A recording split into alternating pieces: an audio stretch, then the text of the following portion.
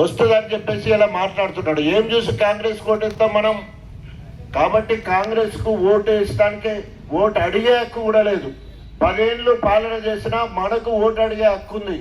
ఇవాళ గణపురం గ్రామం అనేది ఇవాళ గణపురం పట్టణం అయింది అంటే కేసీఆర్ గారి ఆశీస్సులతో, మీ అందరి ఆశలతో వరుసగా 4 సార్లు నేను గెలిచి, తమ్ముడు మొన్న 5 సంవత్సరాలు ఉండడం వల్ల పట్టణ వాతావరణం, సెంట్రల్ లైటింగ్ సిస్టమ్, తర్వాత శివాజీ విగ్రహం దగ్గర నుంచి వెళ్ళి పాత గాంధీ వరకు లైట్కే కాకుండా ఇక్కడ గాంధీ దగ్గర నుంచి వెళ్ళి అక్కడ పిఎస్సి హాస్పిటల్ వరకు, అక్కడి నుంచి వెళ్ళి బస్ స్టాండ్ వరకు ఇదంతా కూడా బీటీ రోడ్డు మనం చేసుకోగలిగినాం.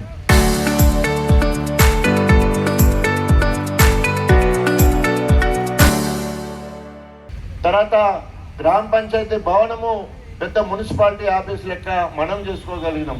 ఈ ఊర్లో దాదాపు ఎక్కడ లేని విధంగా నేను ఎమ్మెల్యే ఉన్నప్పుడు ఇందిరమ్మ ఇండ్ల పేరుతో దాదాపు 2300 ఇళ్ళు ఇచ్చినాం. గణపురంలో గుడిసెలేని ఊరంటే గణపురంలో ఎక్కడ కూడా గుడిసెలు ఉండవు.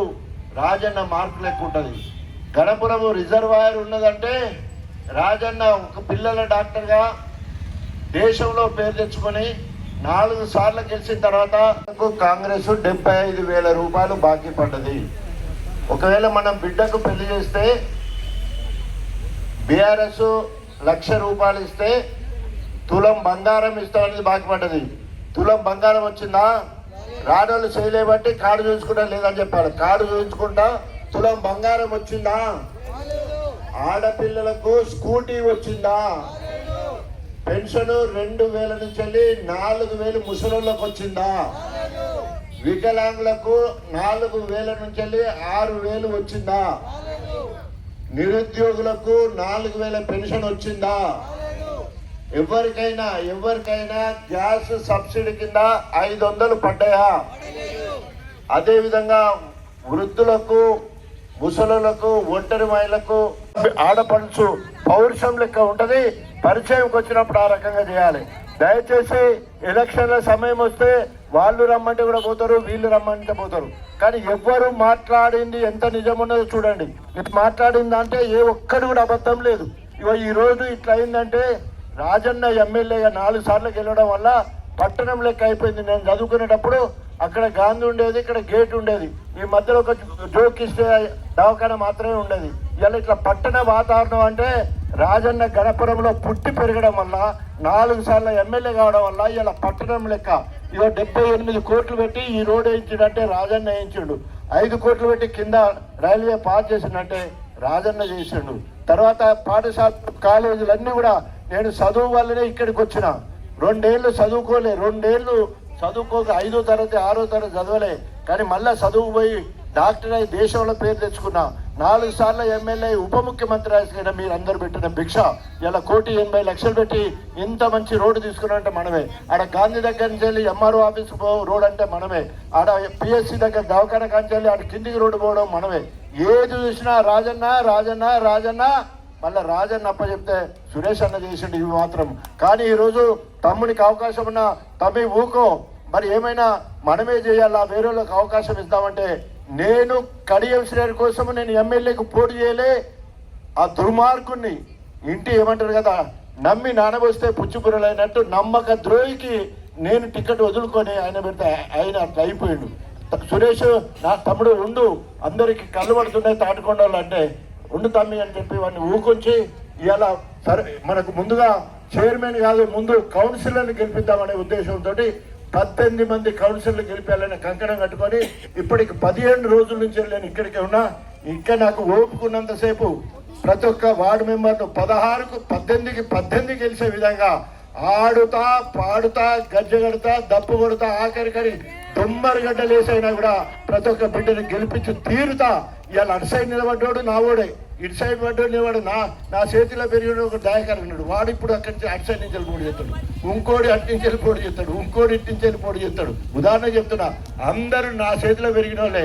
కానీ నమ్మక ద్రోహం చేసి తిన్నింటి వాసాలు లెక్క పెట్టినట్టు అటు ఇటు పోయిళ్ళు, అవకాశవాదంగా పోయిళ్ళు. కానీ ఇలా నిక్కార్సైన బిడ్డలు నా ముందున్నారు.